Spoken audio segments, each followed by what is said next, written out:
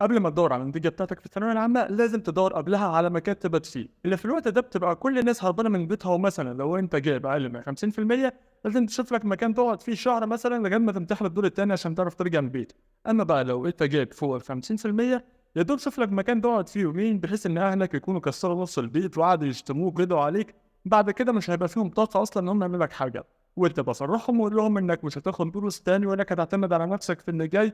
وطبعًا كل ده كدب بس مش مهم، طمنهم دلوقتي بدل ما يكسروك. لازم برضه تفكر أنت نفسك في كلية إيه؟ طب، هندسة، أسنان، زراعة، معهد اتصالات، لازم تحدد هدفك إيه. هتقول لي بس أنا أصلًا أدبي، هاقول لك ما كده كده حتى اللي في علمي مش هيدخل الكليات دي، هو برضه نفسه زيك، وكلكم هتتقابلوا يا في تجارة أو آداب مكتبات معروفة يعني. بعد ما النتيجة تظهر حاول تخلي أكتر ناس مؤثرين في حياتك هم محمد رمضان، محمد صلاح، حمو بيكا، عمر كمال، وأكيد طبعًا بنت الجيران. بس في الآخر افتكر إنك مش هتوصل لهم.